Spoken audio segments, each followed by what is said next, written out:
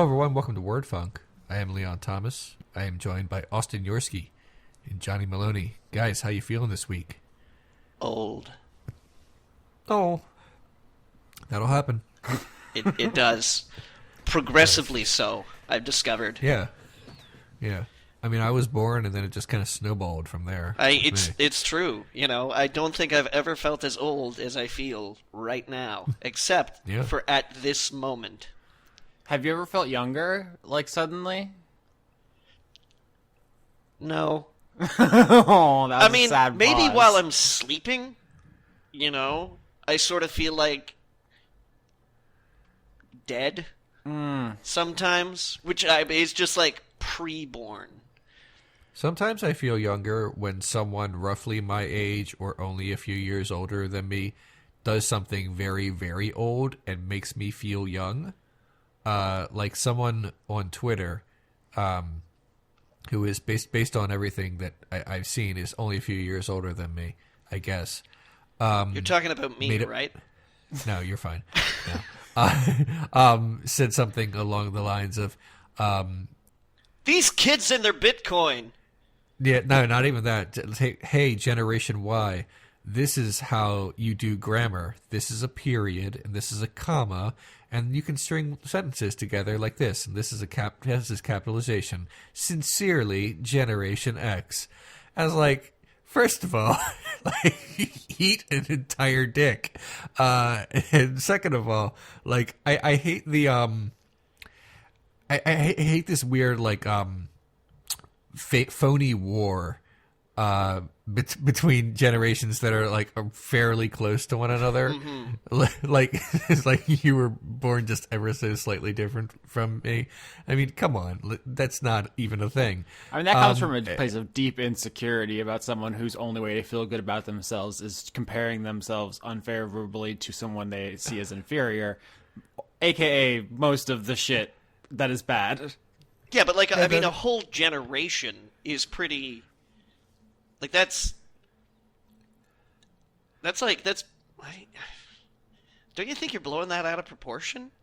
I do, and... Give me just a second here. I gotta dunk an entire cast of people who were born in, like, many, many different places in the world, but only at these certain times. It's also I found it strange because, first of all, you are not sincerely Generation X. You're like one guy on Twitter. Mm-hmm. So let's be clear about that. The other thing is that it suggests that different generations use Twitter like in very like clear. They're very clear definitions. Like Generation X will use Twitter and use grammar very well. And breaking news. I just got vinegar in my eye. What? What just happened? Let's stop talking about what we were talking about before and talk about vinegar. What happened? I made a South Carolina style mop sauce to put on some ribs that are currently slow cooking, and It seems I have insufficiently washed my hands, and then also subsequently rubbed my eye. It's a tactical error that Johnny is usually too smart to make. I'm not even sure I would describe it as a tactical error, because a tactical error would sound like unnecessarily masculine, in that like particular way that men buy tactical boots and tactical knives and tactical toilet seat covers. It's like the tactical error, I think, has definitely kind of escaped to a niche culture. I think this was just a basic eye/hygiene error. This is an error. This is even a common sense error, I would go so far as to say. This is like an underpants on the outside of your trousers kind of error. I'll be okay. Oh, that's bracing. It's good, though, because I was sleepy before, and now I'm not. Are you anywhere near, like, a high school science lab? Because they have those eye wash stations. Surprisingly, Austin, I am nowhere near a high school science lab. You fucking millennials and your vinegar. Why can't you just use vinegar like baby boomers do? Look, it's because I have, like, 9 different types of vinegar, okay? Oh my god. And they all demand different usage. Okay. You got your No, that's red fine. wine vinegar. You got your balsamic vinegar. Your got your generation and balsamic all your production. vinegars. This was apple cider vinegar with just, Ooh. just a little bit of paprika and cayenne pepper and other great things that are really good to get in your eye. Millennials pronounce it paprika, but everyone else pronounces it paprika. I don't Okay. care right now. I don't want it in my eye. No, that's fair.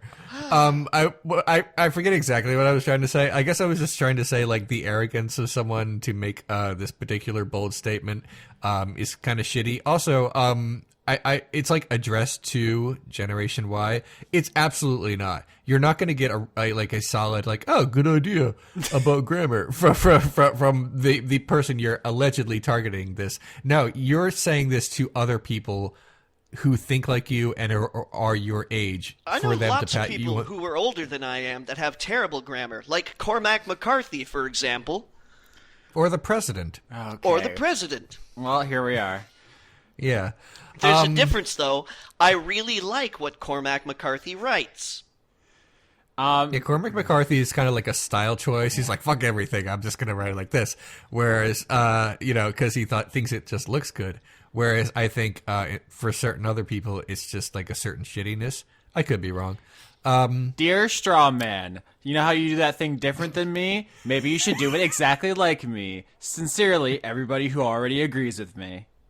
Yeah, that's basically what I mean. It's like this is not a tweet thread to people. It is so people can pat you on the back for using a period. By the way, in his tweet about that, he may have used an unnecessary comma, but whatever.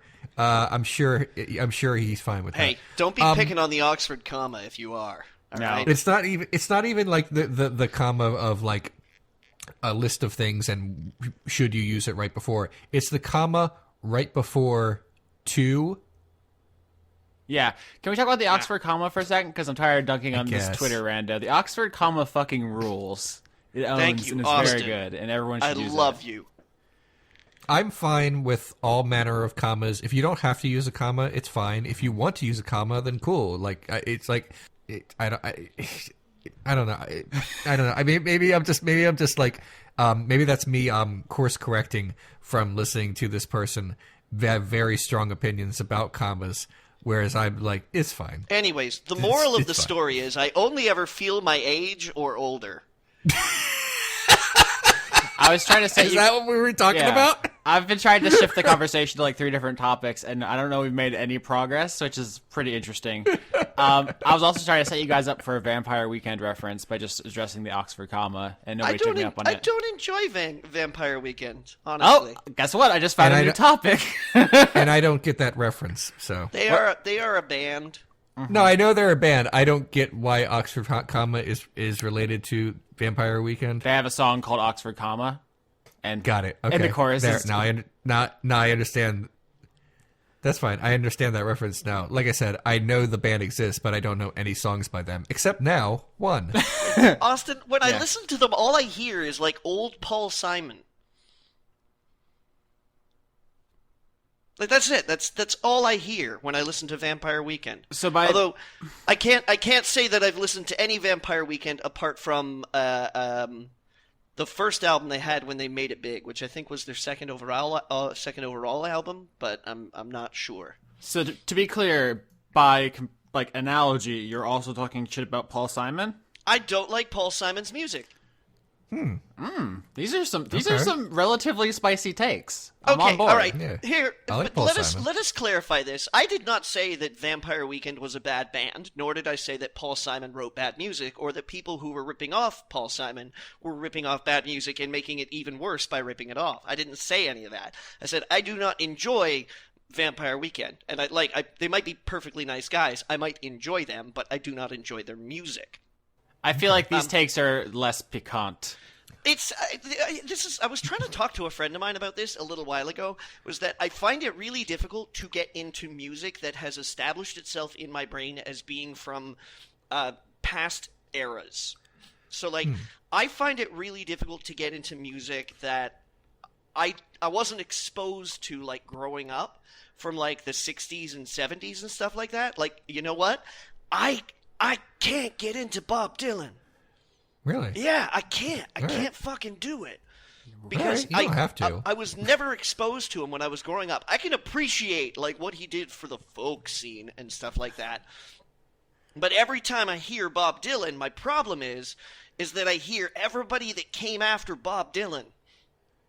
Huh. Imagine during this entire conversation, I'm holding up a big novelty-sized thermometer, and as the takes get hotter, it goes up, and as they get less hot, it goes down. Right now, it's pretty hot. Bob Dylan is quite of a thing.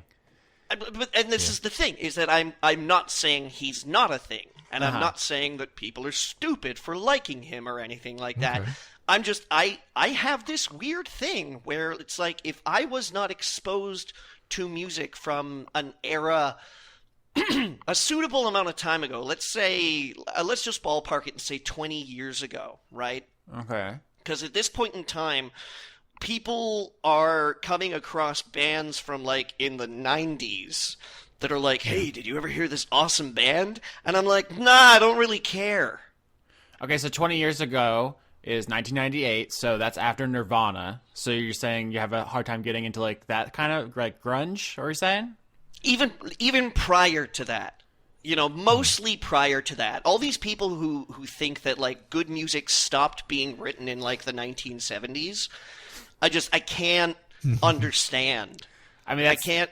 That's not even a take. That's just a poorly informed string of words. But there are people who are basically who feel that way, who feel that they've arbitrarily picked a time, let's say, I don't know, when they were in high school or when they were, you know, of a certain age where they had hope and potential and all these things that kind of made life really cool, and then that kind of got crushed, and then 10 years later they look back and go, yeah, man, it seemed like everything was so much better in 1990. Bleh.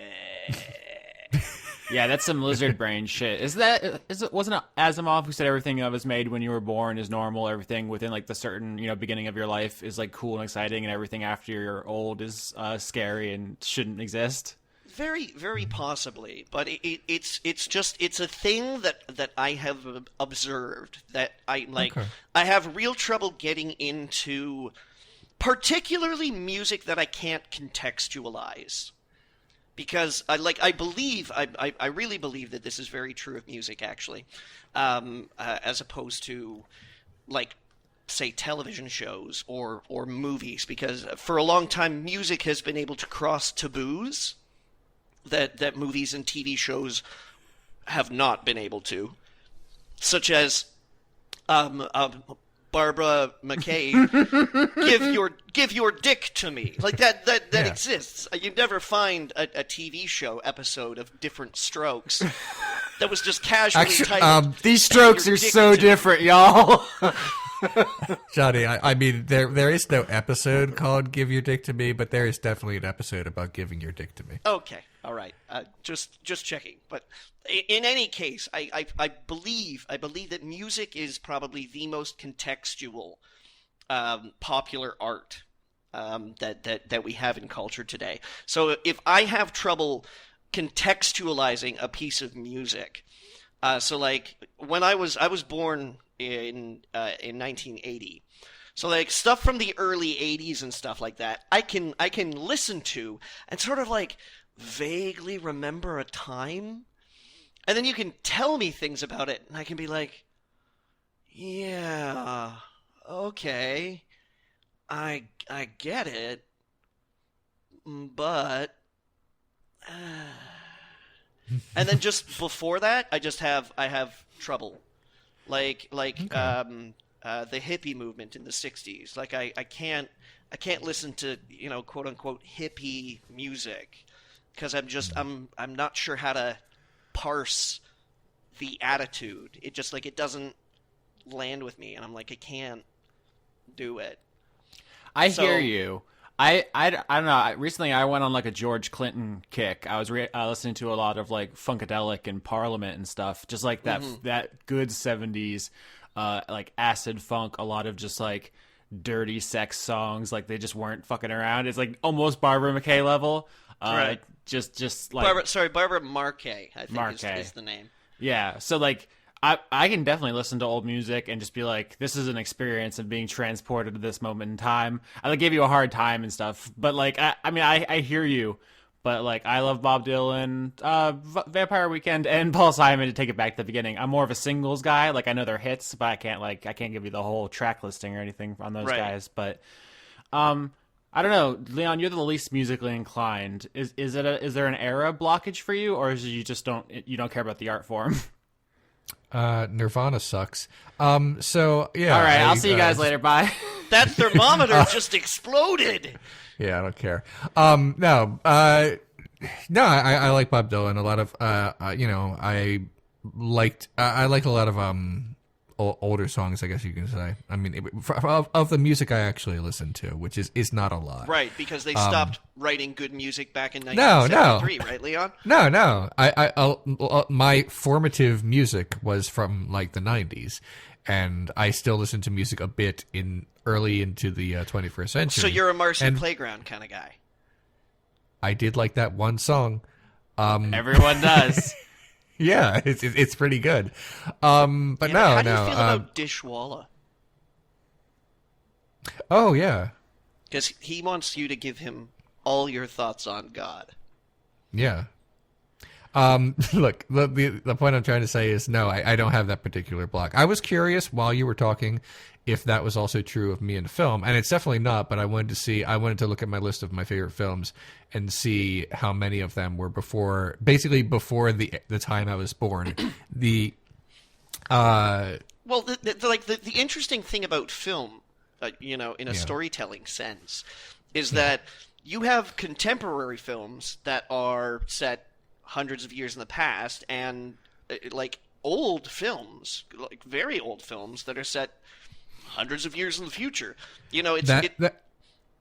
That's true, but they are also very easily identified as being made during a certain time. Yes, like not only in the visual style and like how many whether you can get it in a good 4K resolution, but I'm talking about like acting styles and all kinds of things like that. That's fair. So I was looking through my list. My favorite movies that were made before I was born are 2001: A Space Odyssey, Apocalypse Now, The Seventh Seal, Rashomon, Clockwork Orange, Ashes and Diamonds, Star Wars: Raiders of the Lost Ark, and Ahazard Balthazar. This is old guy shit. I suppose I should take a moment here and talk about how I feel different about non-popular music. Okay. I forgot. By the way, I'm sorry. Just to throw this in, I forgot Persona. There, done now. Go ahead. So I don't necessarily feel that way about jazz, for example, or even classical music to a certain extent. I specifically I want to talk about like pop music. So like rock and roll or disco or like the club hits of the 90s. So things that are I guess are very deliberately trying to be contemporary, address contemporary themes, take contemporary form. I'm sure that there are plenty of movies out there from banner years like 1976 that time has just straight up forgot, because all they're doing is just chasing contemporary tropes and probably doing it very badly. That's fair. Yeah. Some movies that are made during a certain period are not just contemporary about their contemporary themes, but they're about a thing that people are talking about. Like 1976 was All the President's Men. That was a big movie that year. But I don't know. You can still kind of watch that now, sort of. it just doesn't have, but it wouldn't have that kind of impact. I'm just trying to find a very diplomatic way of saying I'm not into Fleetwood Mac. No, that's cool. Johnny, your musical styles are have the same rules as Quantum Leap. He could only travel within the span of his own lifetime. Fleetwood Mac rules. Okay. I like that. I like that one song by Fleetwood Mac. Hey, Leon, do you have anything to add on the topic of Nirvana? Is it just that you're old? I just don't think it. Oh Austin, no, I didn't like it. desert. I didn't like. No, I didn't like it when it was there, and I don't like it now. That's all. Yeah, you know what? It's not. Leon. Yeah. What does that mean? How old were you when they were big? Like 10? Well, I was born in 1982. When was Nirvana a thing? Early 90s. Okay. Well, I wasn't really listening to much music back then, so it's possible it just wasn't like for me. I do remember when Kurt Cobain died because it was discussed in school, but I wasn't like, that guy? I think I've heard of him. No, Yeah. it wasn't a big. It wasn't. I was. You know what? You talk about. It was speaking to a different age group because if I was 10 when Nirvana was big, I wasn't old enough to feel ways about things yet. Mm-hmm. I wasn't ready. He's pretty right there, Austin. I mean, I was just like, I think I'm a couple years older than you, Leon. Yeah. And I was just like, I just like grazed by that, where it was like, oh. Okay. I mean, that's fair. You don't have to like it. I just think, like, it's important to recognize not only Nirvana's impact on music, but also, like, they were the first big mainstream entertainment act, basically, to be pro-LGBT. Like, they campaigned, like, basically for all those things, and it was extremely unpopular, and they... That's okay, but that has nothing to do with what I said. I want that to be very clear right now. I just think it's a pretty cool historic thing. You'd be like, well, I don't know. I didn't really care for Martin Luther King's writing style. Breaking news, guys! Wildly different. Leon's not really that into social justice. Yeah, I thought you were committed to Sparkle Motion, is what I'm trying to say. It was It is monumentally different. Mm-hmm. Leon, I don't think you understand how this works. Is that once we realize that you're not perfect, right? I got him. Absolutely Yeah. Everything that you would enjoy and endorse, we have to tear you down and destroy you. That's fine. It took 200 episodes, Johnny, but we finally nailed him. Right on! Purity politics wins again. Okay. Take that. Kiss my entire butthole. So that was a tough conversation we just had. I like Bob Dylan a lot. I don't know if I mentioned that while we were talking about it. I get it.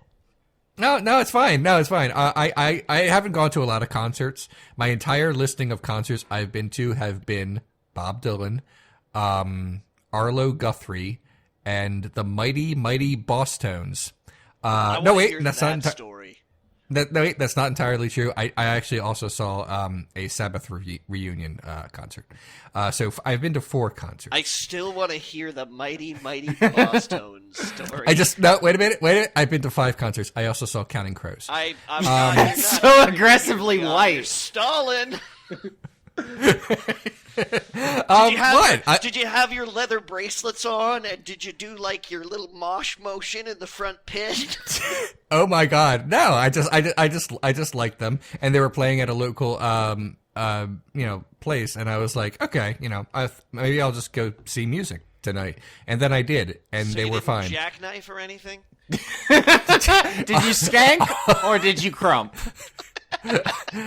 I sat quietly and enjoyed the music, and then I left. I mean, I'm sorry, but there isn't like a story about this. I just thought it would be fun because I liked that one album that everyone liked, and then I thought I would just go see them, and then I did. I'm really sorry that there isn't like an interesting story about me like meeting Dickie Barrett, which I think is the name of the lead singer, and he gave me a high five, or that I got on stage and just started dancing, and they were really into it, and so they started dancing with me. But no, I just went there, and everyone like sat quietly at their tables and like cheered when the songs were done. The way ska is meant to be enjoyed, sitting quietly with your hands I know. folded in your lap. This is not an interesting story. I'm very sorry. I really loved Counting Crows when I was younger, and then their music became less, I don't want to say less good. It became polished in a way that it just became like pop music. You like their older stuff fine. when they were less mainstream. Yeah, we get it. Yeah, I'm sorry. No, Leon, this is, you're learning. No, I'm not trying to say it like that. What I'm trying to say is, and I know this is going to sound kind of shitty, I liked Adam Duritz when he was sad. So like, I'm glad he's not anymore. I'm glad he's successful and he got over his mental breakdown, and that he, I'm sure found the right meds. But like the first two albums where Adam Duritz was just like this really miserable sad boy, were great. So, I mean, it's a positive for him that he's not anymore. So I don't want him to be sad again so I can get one more great Counting Crows album. I'm just saying that's how I felt. I saw him live, but here's the thing. I saw Counting Crows live, but it was a double bill. And I also had to watch John Mayer because he was part of it. So I had to also sit through John Mayer. And that was when you realized you really didn't enjoy music anymore? Is that right? I did. The opening act for the both of them was a guy named Stu, and I became a very big fan of Stu. Stu is great. He performs under the name Stu. And I'm wondering if I have anything interesting more to say about this. Not really. I went to see Bob Dylan. The opening act for them was Phil Lesh and Friends, which was what was left of the Grateful Dead. And someone offered me drugs, and I said, no, thank you. And he looked at me and said, did you just tell me to go fuck myself? or I can't remember. He either said, did you just tell me to go fuck myself, or did you just tell me to go to hell, or something? He thought I said something mean-spirited when I actually said no thank you, which I think is a perfectly nice way to turn down drugs. Well, if you think about it, Leon, you were being grateful and you were alive, so you were basically antithetical to the whole experience. Yeah. I think the proper colloquialism is, no, man, I'm good. Yeah, I didn't want to like give him the impression that I'm just a hard sell. Like I was just like, no, that is not a thing that I do, and that is it. Like, this is the end of this conversation. That was it. I don't have any really cool like concert stories besides that. I mean, you kind of did. You saved that gem. Like, you almost got beat up by hippies. It's a pretty good gem. I don't know if he was a hippie so much as he was an opportunist. So we'll see. I just hurt my foot really bad for a second, so I'm gonna like not talk for about a minute. You guys, how? I have nerve damage in my feet, and sometimes if I flex them the wrong way, it will hurt very badly. Oh, you know what? It's fine now. Well, I'm just learning all kinds of things about you, Leon. I didn't know you had cyborg legs. No, I don't know what's wrong. Something's wrong with my feet, where if I twist them a certain way, like very suddenly, it will become very painful, and it will be hard to move. Do you mean like a cramp? No, like your feet. Up? No, it's not like that at all. It's horrible. A cramp is fine. I can live with a cramp. Leon, I feel like you glossed over the fact that you went to a Black Sabbath concert. Oh, that's it. I really like Ozzy Osbourne when I was younger, and Black Sabbath in general. That seems way too cool for you. Yeah, I'm not trying to be mean. I'm just saying that seems extremely out of your cool range. Look, what you need to understand about me is that I'm 35 now, and I was a completely different person when I was 10 and when I was 20. So, like, these are, you can't be like, oh, I bet Leon was always this boring. Yes, I absolutely imagine you as 10 as you now, but shrunk down like a shrink ray. No, I liked Sabbath. I heard them on TV once in like they're like playing like a sort of like ancient music video, and I was like, I like that one song, and then I bought albums and I liked them, and then I found out that Ozzy was reuniting with them for like a tour, and then I was like, I'm gonna go see that, and then I did. And you went to see it on a motorcycle, wearing a leather jacket, smoking. This must have been God. when you had, like, crazy long hair. And you had washboard abs, which we've heard that story. I did used to have good abs, and I didn't have crazy long hair. I mean, the weird truth about my hair is that it was almost exactly Kurt Cobain length. So, and you're like, I hate myself now, because inexplicably this very important band means nothing to me. I appreciate nothing. And by analogy, I also hate Pixies. Okay. Gosh, what were we even talking about for the last half an hour? I do want the entire audience to picture if there was one golden moment. You, on a motorcycle, the wind whipping through your long, luxurious locks, you're smoking 2 cigarettes, your abs are out, you're on your way to a Black Sabbath concert, and you fucking are the coolest person who has ever existed, and it's only for that moment. And everything before and after, you are the lamest, oldest person ever. What kind of bandana? Oh, does man. he have on? It has oil stains because he had to fix the motorcycle by himself. Nice. Okay, all right, guys. I mean, you're very sweet, but I don't even, I don't even know how to ride a bike. So there's literally that. But in that moment you did, and you popped a wheelie in front of the moon, which is inexplicably giant behind you, and you just yelled to the bystanders, "I'm really good at eating pussy." I mean, and that was your coolest moment. I'm not bad. It's like, never mind. I'm just saying that was your moment, Leon. Okay. What were we can't follow up on that. We might as well break for the night. No, I didn't know this was even going to be a thing. We just started talking. Neither did I, but that just sometimes happens. Welcome to It does. I did have something I wanted to talk about. I'm not sure how far this will go though, because it's mostly just about being disappointed by a movie. But like, I'm hoping I can make it funny. I went to see Call Me by Your Name a few days ago. That's Armie Hammer, is that right? I cannot remember the actors in it. It is the gay love story that is nominated for Best Picture. Yeah, Armie Hammer. Okay, I don't know. Unless there's another gay love story that's nominated for Best Picture that I'm not aware of.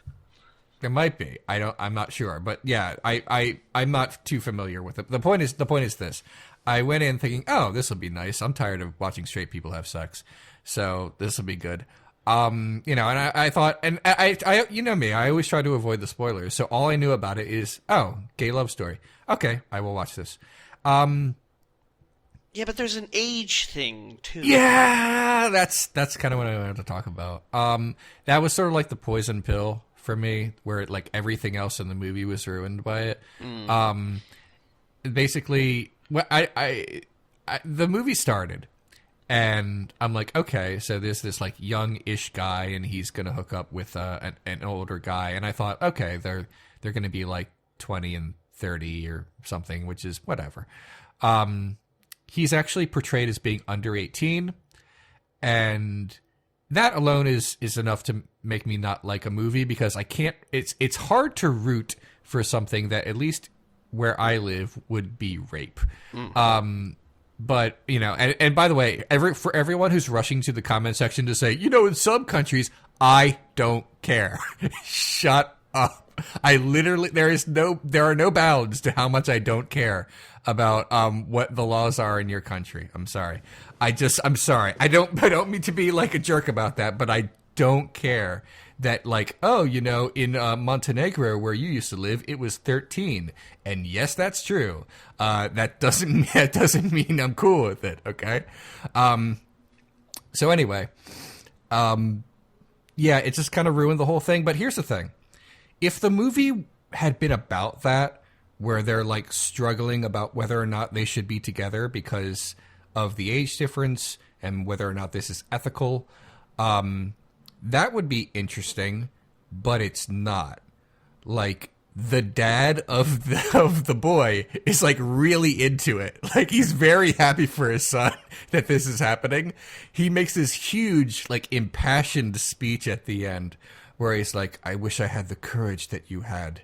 You know, you two share something very special. I'm like, what are you talking about? It's a period piece too, isn't it? Like it takes place in the 80s. It's not ancient where like that's somehow okay. But we have to be cognizant of the fact that being gay in the 1980s had a very, very different stigma.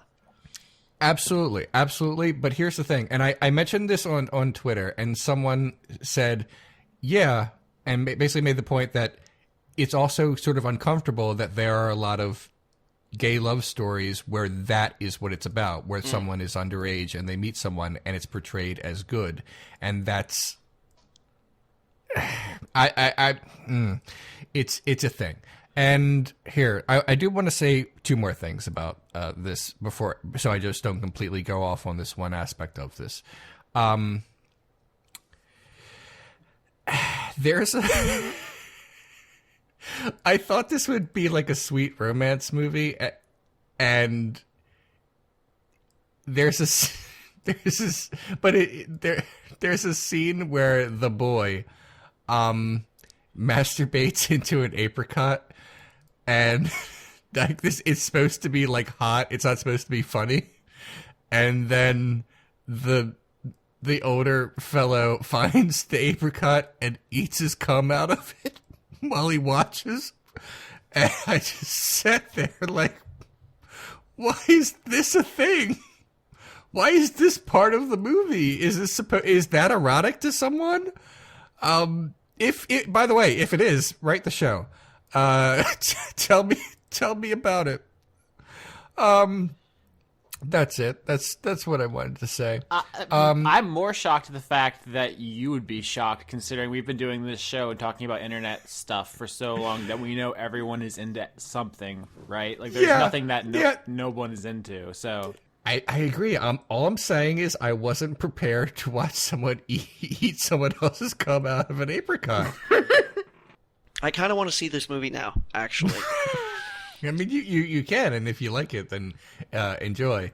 But like the main thing that I had a problem with was the main thing that made me just incapable of liking it. The other stuff I just thought was funny and thought I would bring up on this show. While I was watching this movie, I don't know anything about Armie Hammer, but while I was watching this movie, I was convinced that Armie Hammer must be a British person because his voice in this movie sounds exactly like what a British person trying to do a bad American accent sounds like. No, he's made some debatable career choices, like the Lone Ranger. His voice in this movie, it's that well, hello, maybe we should go to the store. You know, that like I think that's just his voice, man. I know, but I watched this like, another British person doing a bad American accent, and then I came home and looked him up, and I was like, oh, you're an American. You just sound kind of bad. That's weird. I mean, I shouldn't be the one. I shouldn't be someone like making fun of someone's voice, of all people. But like that like really threw me. I was watching this whole movie like, you're like, I don't know if I buy you as an American, and then I learned that he just is an American. So you'd give it what, like 2 out of 4 cum-soaked apricots? Maybe only 1.5. 1.5 soaked. Yeah. Soaked. Is that the word? Look, it was.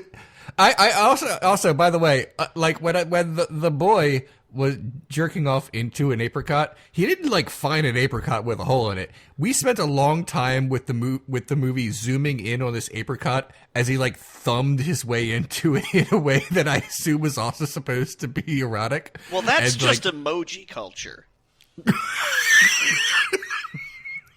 Excuse me? What's happening? Is there a gas leak? No, that was just an opportunistic bad joke. I don't even know what that meant. I'll be 100% honest. Okay. Actually, can I actually segue out of this, because I haven't seen this movie, so I don't have much to add specifically, but it does remind me of something that I kind of wanted to talk about, and we can get there. Are you done?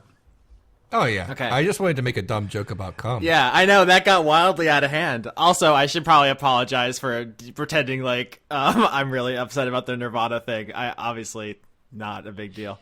I don't want anybody to think those are that was all exaggerative. Maybe it's cowardly to back down from that joke, but I'm too insecure. I think someone's gonna think I'm just being serious. Anyway, so when you talk about how this movie it was like a queer story from a queer perspective, it's based on a novel by a queer person, I guess, and they're trying to tell the story, and you found the element problematic, the age gap, but maybe that's a real experience this person had, and they wanted to make art about it. Whatever, that should be fine. It's not my job to police that. I feel uncomfortable with that. But there was a recent thing that happened in video games, and I swear I'm not going to talk about video games. Leon, calm down. It's okay. You do whatever you want. I just talked about a movie that only I have seen, so go for it. There's actually no video game playing required to partake in this discussion, but a video game came out recently. It's called the Red Strings Club, I believe. It's a new game by the Gods Will Be Watching people, I think. Is that it? I know the game, but I'm not sure who's developed it. No. Okay. The important thing is that one of the developers, I think it's a 3-person team, one of the developers is a trans woman, and there's trans characters in this game, including a pretty important one, and there's a plot point where this character is dead named, which is like to use a pre-transition name, basically. I assume our audience knows this terminology, but one would hope using a name for this person is not the one that they want people to use for them. And a website, Waypoint, a pretty big one. It's not like Kotaku or Polygon or something, but like top 20 maybe video game websites. Wrote a piece about it, being very critical of that, saying, "Oh, I love the game, was really good up until this point when they made this horrible, transphobic, damning mistake."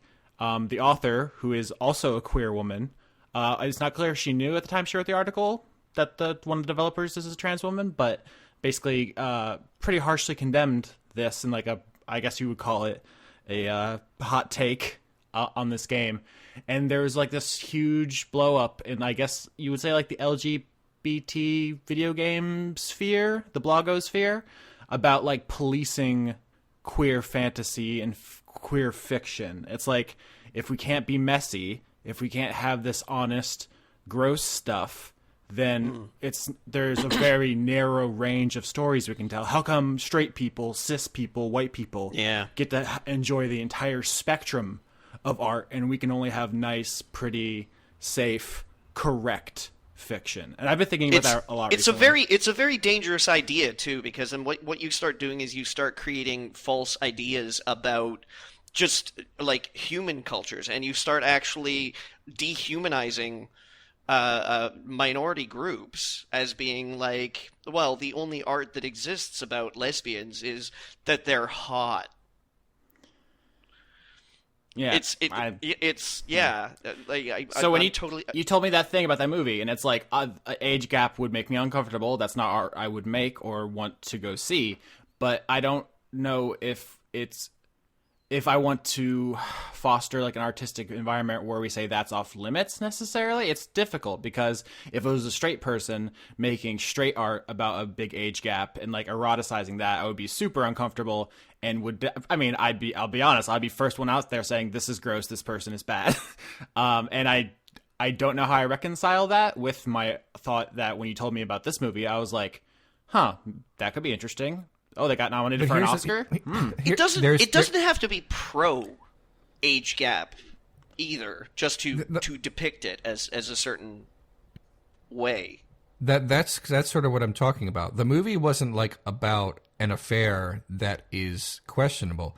It is about an affair that is like solidly endorsed by the framing of the film and by like the younger character's father. Like in no way is the relationship seen as bad, is what I'm trying to say, or questionable. it's seen as like a really great thing that happened by all involved. That's what I'm trying to say. I'm not saying that a problematic relationship can never be portrayed in fiction. Of course not. That's ridiculous. I'm saying framing is important. Yeah. You can show racism in a movie, but your movie can't be racist. Just want to say one more thing, just because I know someone will ask. Call Me by Your Name is not based on a true story. It's a complete work of fiction by an author who doesn't believe that people are straight or gay or bi, and I don't know what to make of that. Also, in the novel, the age difference is not as huge. The character is still under 18, the boy, but the guy is like 24, whereas in the movie he's Army Hammer. Whereas in the movie he's Army Hammer, so he's in his 30s. Yeah. So in the book, it's that one kid that you knew in high school. I'm not saying that makes it super okay. I'm just saying a choice was made in casting never mind. I'm done. I'm done. Sorry, Johnny, you said you had like a non-terrible thing to talk about. Go right ahead. I just want to say too that I think all three of us are, at least to a certain extent, uncomfortable about this. And I'm not uncomfortable discussing it, but I always worry that I'm going to say something that somebody might construe as me punching down, which is not something that I want to do. Right. Obviously, like I feel like it's very clear that like Leon is always down to watch gay movies and gay stuff. That is like I don't think ever a question with people who like listen to the show on a consistent basis. My issue with this film is actually not the gay content, or it is the other content. Was it really soaked, though? Like, glazed, maybe? Look, he dipped his finger into it to eat it, and at that point, I looked away from the screen. Okay. So I don't know how much was there. I just know that that's what was happening. Have you ever thought about renaming this show just, like, The Privilege Cast, or, like... Johnny, tell us about your thing. Okay, all right. Well, I saw a movie this weekend. It's called The Last Jedi. Oh, finally! Great. Yeah, but I mean, before you guys say anything, I just want you to know that I'm in a place in my life right now that it takes like 3 times the amount of effort to do anything. Mm-hmm. Right. Even when like I'm on my own and I'm not doing anything, it is 3 times as exhausting as it was like 2 years ago. So yeah, it took me this long, and I liked it. So good. There we go. I'm glad. That's what I have to say about that. It was good. Yeah.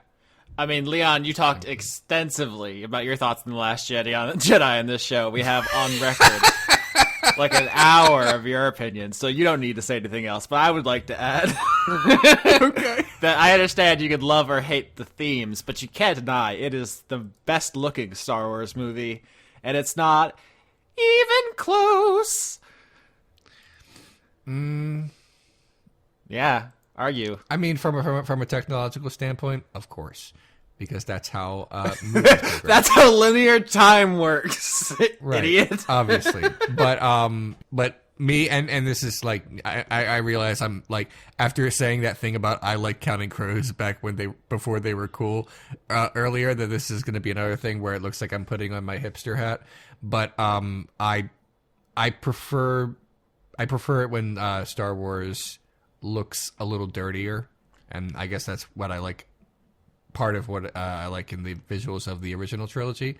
I realize that again, that just it's going to make it sound like I'm saying it just to say it. Mm-hmm. It's just those that is the as Johnny was saying earlier, that is like the thing I grew up in, and like it affects how my aesthetic appeal going forward. I mean, if you think about it, the prequel movies are kind of like the Nirvana of movies. I don't even know what that means. I just felt like being an asshole. No, it's cool. No, I do think CG is like amazing. Like the things they can do with it are like really spectacular. But yeah, I am one of those dorks who like is when like a practical effect happens in a movie, I'm actually like surprised and pleased. What was That's all gonna I had to say on the subject. I didn't mean to start anything. A lukewarm take, I would say, overall. I played some... That's me. Yep. I played some video games real quick, and then questions, probably. I'm sorry, go ahead. I mean, no, you can go ahead, but... I was just gonna say, I had I released my earlier this month favorite and least favorite movies of the year video onto my YouTube channel. It's the only time like in the year where I do like something that could like I guess could be considered a review. And I mentioned and I liked but did not it was not in my top 10. I think it was like 11 or 12. The Last Jedi. And the comments are disproportionately about The Last Jedi in my comment section. Like I mentioned 15 movies I liked and 15 movies I did not like.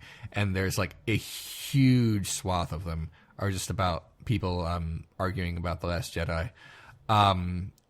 One person was like, he wrote like a, never mind. I don't want to get too much into that. I just wanted to say that a lot of movies came out last year, guys, and it would be really neat if in the comments section of movies of 2017 there could be more talk about Blade Runner 2049. Something besides just that one.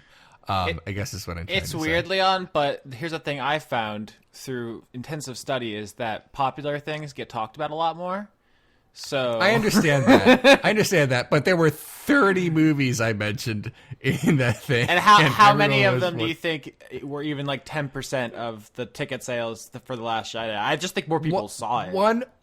Well, first of all, some of them were just on Netflix, so they're very accessible.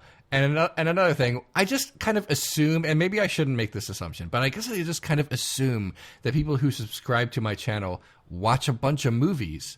Maybe I shouldn't just assume that. Maybe some people barely watch movies but are just really into the philosophy stuff, and that's cool. But I guess I don't know. I'm not trying to be like a dick. Like, you need to come in a different way, everyone. I'm just saying like, I don't know, like watch some of these movies and then get back to me or something.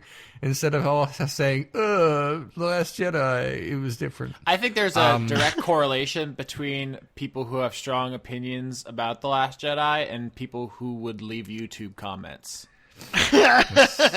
Oh, my. I don't even know if that's negative necessarily. I just feel like that's just like someone else must know. I have that same thing. I have a podcast where I talk about myself for an hour and a half every week. I'm in that Venn diagram. I'm not even sure what shape. That's definitely a Venn diagram that has quite a lot of overlap, I assume. Yeah. If you think about it, podcasts are basically just big YouTube comments. So yeah, you want to now do, I feel really old and worse about myself again. You're welcome. Oh my. Yeah, Leon. Good. Oh, I was just gonna say. I was gonna say we can go to questions, but if you had any other topics, we can definitely do that. Yeah, in the interest of shrinking down my list of things I'm going to talk about, let's get through one real quick before we get into questions. I played a video game called The Last Guardian.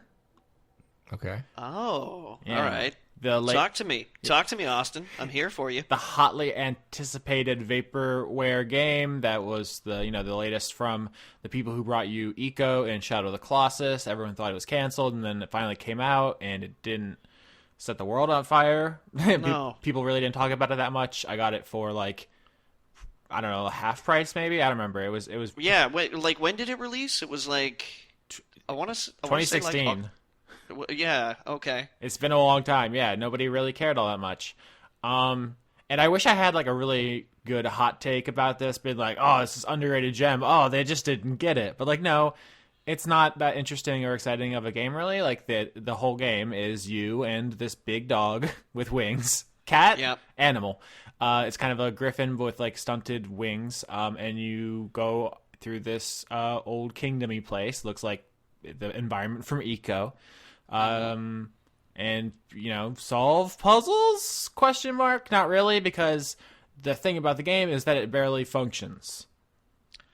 Still, I mean, there's not really much you can do. It's just inherent in the design. I can see why they kept pushing this thing back, because at a certain level, it's not fixable what they have built. It's like, so when you say it barely works, do you mean that it just it's supposed to play itself but it doesn't, or the idea is you're a kid, right? You wake up next to this big dog and you and you tell this dog go smash a thing, and then kind of he doesn't. You kind of okay. At first, the dog doesn't trust you, so it just doesn't listen to anything. So you spend like the first couple of hours basically just running all over the environments, either grabbing items to bring to the dog or waiting for the dog to advance to the next area. Oh, fuck. Are you supposed to train the dog in this game? Kind of. And honestly, I'll give them some credit. I think a lot of their priorities were getting it to feel like a real animal, and they succeeded. It is very much like a real animal in that it's an unpredictable, untrainable dick, and there's just not much you can do. I mean,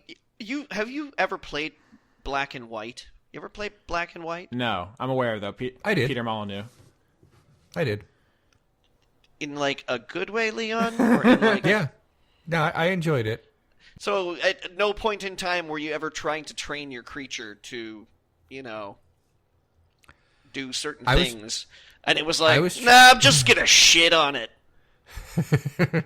I think my creature was a cow, as I recall, and I think it did more or less what I wanted it to do, but I'm pretty sure I did not beat that game, so I guess it didn't do everything I wanted it to do. All right, Austin, continue, please. Oh, I mean, I kind of think of it as like a game facts game. You remember when they used to make games where every 20 minutes you have to stop and be like, I don't know what to do, let me go look this up. Like point and click adventure games had it very strongly, but there was just an era, like PS1 maybe, where a lot of games just were obtuse, like early Resident Evil and Silent Hill and stuff, where it's like, I just would have never have thought of doing that. And it's that, like, you walk into an area and it's like all this, trees and architecture, and it's just like, I have no idea what you want me to do. And so I run around in circles for 15 minutes until eventually the dog jumps over an area, which there is no environmental indication that was possible. And then I have to wait for the dog to come back, and now I got to climb up on the dog and wait for him to jump back over it again. And you ostensibly have commands to give to it, but whether or not it listens to you is, hit or miss. And I get on some level that's cool because a dog wouldn't actually listen to you, but also it's a video game and I would like to enjoy it. And maybe I don't want to say that's impossible. Like I think there is a world in which you can create a game that both simulates a real animal's behavior and is fun. I don't think those are necessarily at odds. It's just very hard. And I honestly believe that real life and video games are very much at odds. Realism is a thing that gets thrown around a lot, but I don't think actually most games benefit from realism. No, not realism. Okay, real life, like real life and video games are very, very distinctly at odds. So I think the more you lean towards realism, so it's like if you're going to have a realistic dog, you kind of have to make concessions in the other direction that are sort of like, let's just maybe, instruct a couple of things better, or have environmental clues or storytelling or something like that, I've always, everybody fucking loves the level designs in Mirror's Edge. Mm-hmm.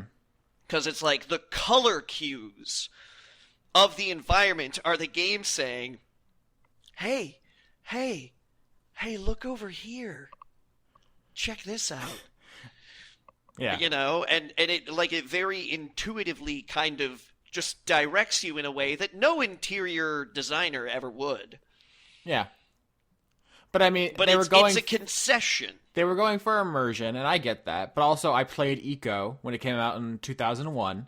It's been 17 years, and obviously it's a full team. I just don't want to say, like, Fumito Ueda doesn't know how to do anything. But, like, it doesn't feel like any lessons were learned in the intervening 17 years, right? Right. 17 years would be to 2018, so I guess it'd be 15 years. I'm not a math major. Fuck off. I feel kind of bad talking shit about this game because I understand their intentions and I think their impulses were good, but I also paid money for a thing I didn't have fun with, and that is also a true thing. And I think it's mostly just a shame. Like I wanted to love this dumb bird dog. I wanted to get lost in the world. I wanted to feel the things I felt when I played Shadow of the Colossus, and I just didn't get any of that. Yeah, which is a bummer. And I think it shows right in the. That's mostly how I react when I play a game that I was either looking forward to or I thought had potential and just squandered it. It's disappointment. It's kind of like, why didn't you see? I mean, they did see. That's really what I was getting down to, is like the development hell this game went through, which Ueda left the studio, and it took infinity years to make and cost it $1 billion or whatever. I don't know how much exactly, but like, I see why. It's because they spent a lot of time making it look a certain way, and then realized none of this is good, and then spent a lot of time trying to fix it. I don't even know if that was the wrong decision. Maybe throwing it out and starting over would have been more expensive and not any better. I'm not paid to make those calls, but I don't know. Ask the guys at Mass Effect Andromeda. I haven't gotten around to it. Oh, burn! I've seen the GIFs and stuff from it. I know it's a buggy, bad game and all that stuff, but I do actually want to get in there and play it myself someday and talk about it. But I don't have to, right? I'm free of those shackles. I don't have to play bad games anymore. You don't have to. You don't have to do anything. Like you're your own person. You can jump on a horse and ride off into the sunset, and then 3 hours later be like, "Sun's gone. I don't know where I am anymore." Yeah. Exactly that. This is the thing Johnny said. So let's look at some questions. How does that sound? Yeah, and I would also like to jump in and say right here that Black and White was indeed a pretty terrible game. Okay. But its sequel, hit a little closer to the mark. Okay. Cool. Still flawed in many ways, and still squandered potential, but not nearly as disappointing as its predecessor. Okay. All right, we have a question here from Silent Wind of Doom, who asks, how did Leon feel about Raw 25 wrestling? I thought it was dog shit. That was exciting. Straight to business. Yeah. Yeah. I mean, this will be nonsense to anyone who didn't see it or doesn't follow wrestling. But I'll try to explain. Yeah, right. Basically, give us the Cole's notes. Okay, so the whole idea of the show was that it's the 25th anniversary of Raw, so they're going to bring back all of these big stars from days past. Part of the problem with that is that these big stars from days past were booked to look more impressive than the current stars that they're trying to get popular. I'm like trying really hard not to use like wrestling terminology during this description. So I'm trying. But yeah, basically, the new group, called the Balor Club was like met up with, D-Generation X, which was big in the late 90s. And they just looked like fucking nerds, made to look kind of unimportant. And I'm sure like, and they did like a ultra brief tag team match with a couple other guys who really should, the company really should be getting behind, called The Revival, and they just got squashed in about 2 minutes, and it was just really embarrassing to watch. The episode was like there were two different, instead of like coming from one arena, it came from two different arenas.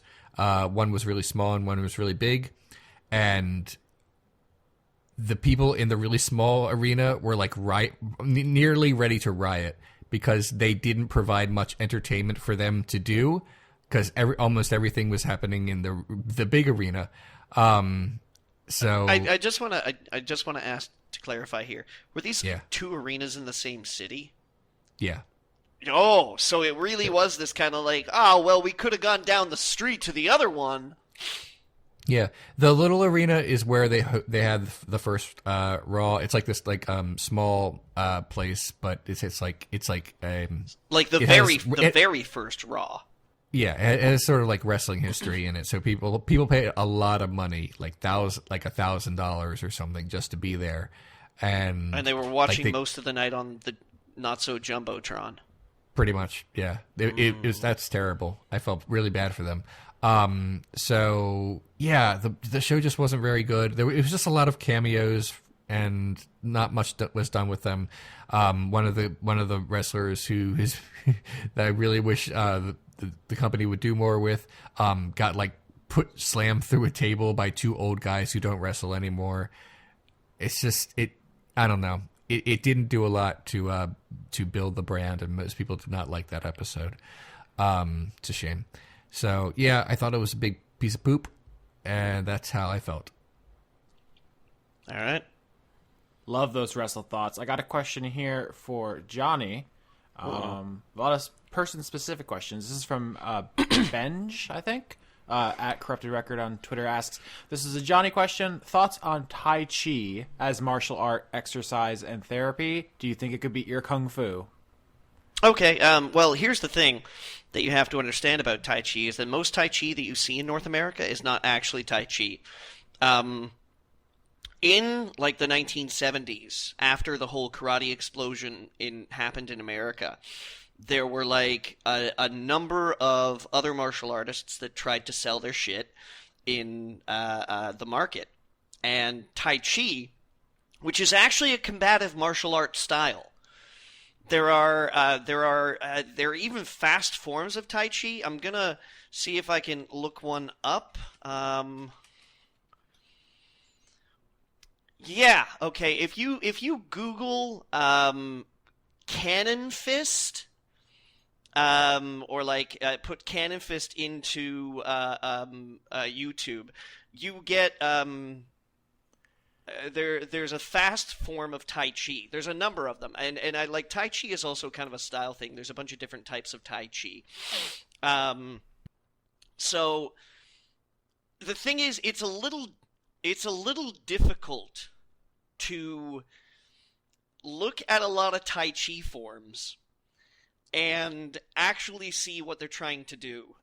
Because when Tai Chi was designed, the reason why it goes slowly is because it was designed to disguise the training of martial arts after the Boxer rebellions in China. Because the governments outlawed martial arts, and we're like, yeah, you're not allowed to beat up tax collectors anymore. So they burned a bunch of fucking temples down, and like a bunch of monks got sent away, and you were not allowed to publicly practice martial arts for like the longest time in China. So Tai Chi was invented kind of as a means to disguise martial arts training as a, like just a physical therapy thing. So when they found it difficult to market that in America in the 1970s as being a training for martial arts, because obviously it doesn't really look like you're fighting somebody, you're just kind of breathing and moving slowly at varying degrees of elevation that your body allows. It's difficult to see that martial art. My grandmaster has trained in China, which was like a massively disappointing experience for him, actually, because it was this big touristy kind of, come from all over the place and come learn martial arts from the Chinese.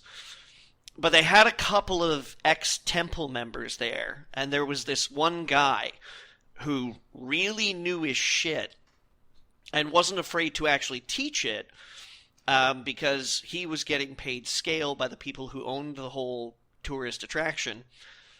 So I've seen footage of this guy doing some Chen-style Tai Chi, and it's pretty fucking badass, actually. It's a little difficult to say, versus this or versus that, because every fighting style kind of has its own strengths and weaknesses, and in the end, it really comes down to how proficient, athletic, and well-trained the person that you're dealing with is. I honestly believe that the best boxer in the world could tune a hobbyist martial artist. Style's got nothing to do with it. So I'm not big on style comparisons, but when I was shopping around for martial arts schools, I did look for a place that would teach competitive Tai Chi, but all they did was teach this watered-down American 1970s version, which was like, okay, well, if we can't actually, teach people as a martial art, then we'll just have, people who have hip injuries and are maybe a little old and can't move that well come in and just breathe and move and kind of get their bodies moving. So, I got nothing wrong with it as exercise and therapy because it's low impact for the most part, and it does get you moving. So that's always good because people have varying degrees of mobility and flexibility and things like that. And if you can find something that you get passionate about that makes you want to get up and move, then do it. That's good. That's important. Enjoy that. But I don't know. Yeah, trying to compare it as a fighting style to other fighting styles that are more overtly fighting styles is a little. It's a little difficult to do. Did I answer the question? I feel like I got carried away. I don't know, Johnny, but you said cannon fist and to Google it, but that was a lot to type, so I just Googled fisting, and I gotta say, I like what I see. Yes, it's a very a diligent regimen of training required for that. So, next, You'd think. What? You'd think. Next question. This is Three Muppets in a Trench Coat asks, I'm sure you guys will talk about the Oscar nominations. I'm also curious what you guys think the biggest snubs this year are. We did not, so if we have any Oscar thoughts, now is the time, I guess. Or I guess at least nominations-wise. The things that got snubbed were basically snubbed in that they were going to they didn't get nominated, but they weren't going to win anyway. Like for example, some people thought James Franco should have been nominated for his performance. He was fine in that movie. He's doing a Tommy Wiseau impression. Like that, Tommy Wiseau and Arnold Schwarzenegger are the two impressions that everyone can do. I'm not saying he didn't put a lot of effort into it because he obviously did, but I didn't find his performance to be a revelation.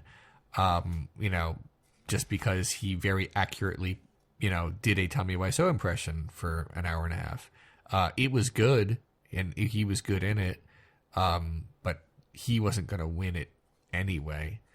The other big snub was the Lego Batman movie was not nominated for Best Animated Film, whereas a couple movies that were widely disliked. Yeah, Captain Underpants too. I've heard people are quite upset about that. Yeah, but instead, like Boss Baby got nominated. Apparently, there is I'm not sure what it is, but the Lego Movie, the first one, also was snubbed. I don't know if people just don't like that studio or they have an issue with it, but you did a whole video about how the Oscars are political, right? Am I remembering correctly? Yeah, okay. I did a bit of that. It's the Oscars are important because it's a tastemaker, but it's not important in that what it decides is a taste. What it decides is good is actually good. It's important that it can create trends. It is not important that it is a good indicator of what will be important in film criticism and in film fandom years from now. Most of the movies that were nominated for Best Picture a couple years ago, nobody cares about them anymore. Not all of them, but most of them, it just doesn't, nobody cares about them anymore. And ditto for almost every other year. Best Picture nominees are, they're not, I'm not trying to shit on it, but more often than not, when you look at the list of Best Picture nominees for a year in the Oscars, most of them are not considered significant anymore, or can still considered good, but are forgettable. So I try not to flip out when movies I like don't get this or don't get that, because in the end, a couple years from now, people will then when the dust sort of settles, people will decide what was really, really good and what will actually have staying power. People are like still salty about the fact that Pulp Fiction didn't win Best Picture, but people that's a movie that still people still care about. Whereas most other Best Picture nominees and even a lot of Best Picture winners are not. Didn't Forrest Gump win? I think during I think it on was the Forrest same Gump. year that fucking Shawshank Redemption was up for it, even. Yeah, I would think it'd be fucking hilarious if Lady Bird won, because I know Leon hates that, and then it could just be like we could do a double feature someday if we ever get together of fucking Forrest Gump and Lady Bird. It's like, oh, it's the Oscar double feature, boys. Leon's favorite movies. Yeah. Oh.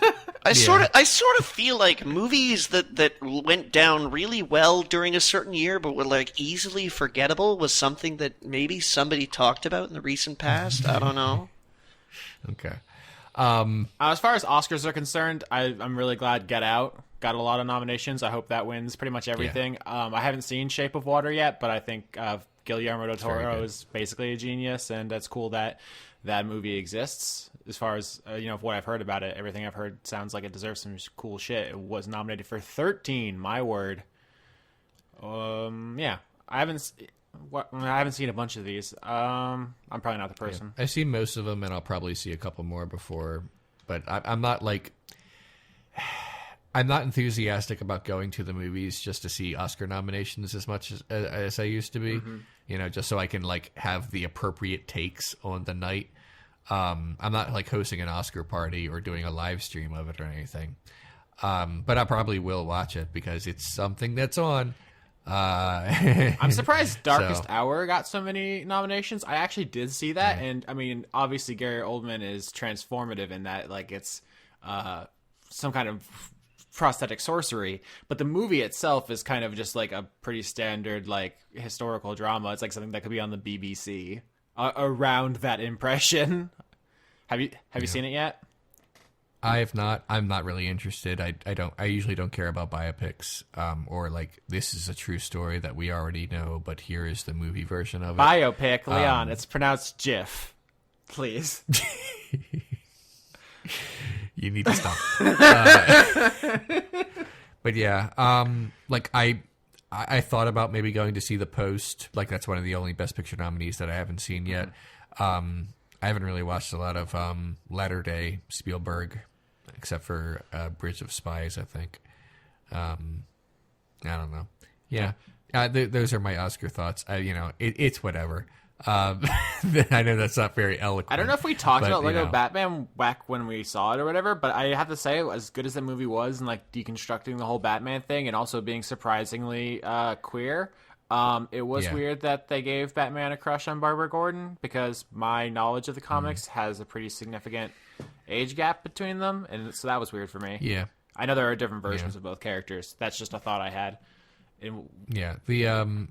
Where they are in the comics now, I think Batman is in his 30s and Barbara is in her 20s, so it's not. I guess that's not super weird.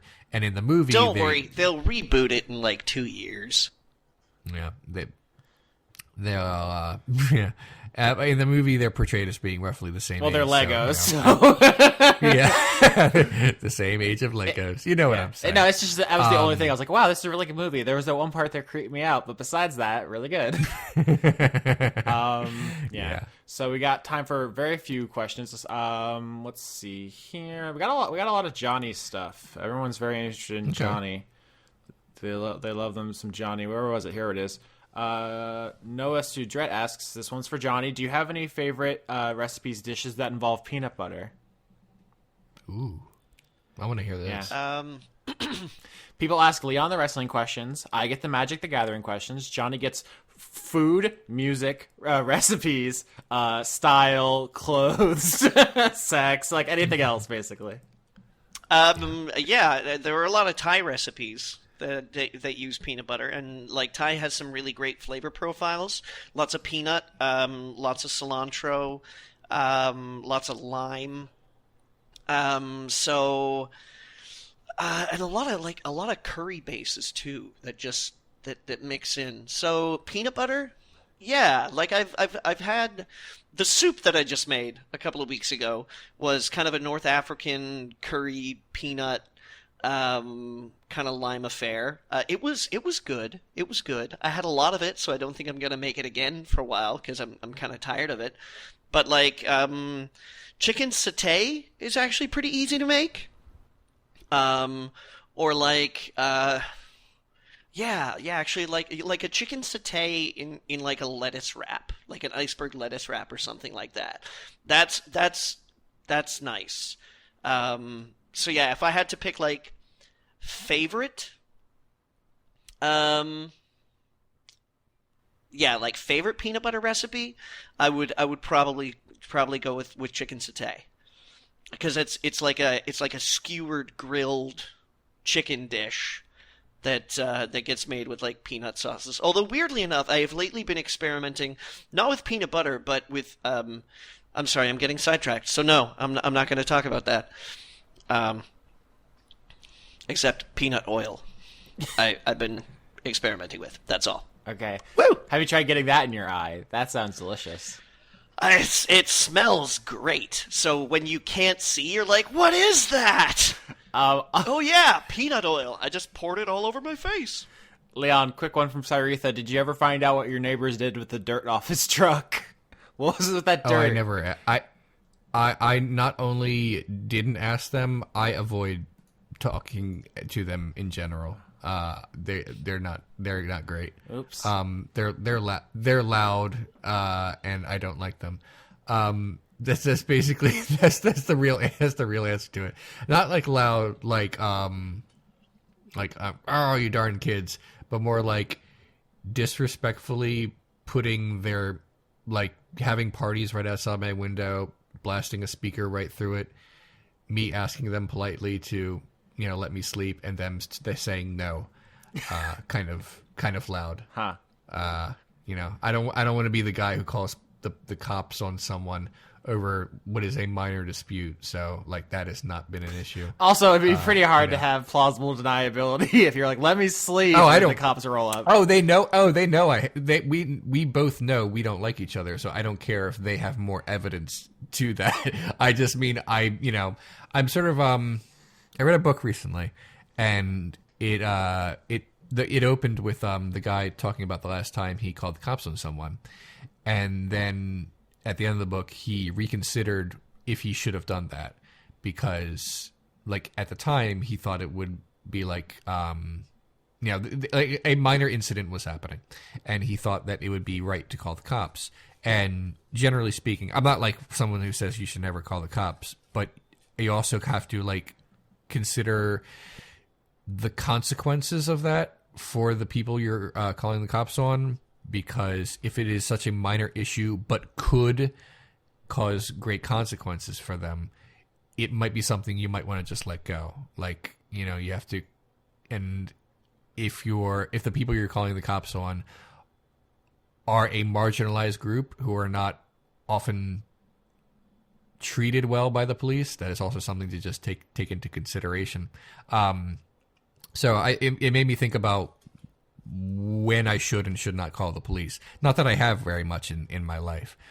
So I'm not gonna have the police bust down the door of my neighbors just because they're loud assholes.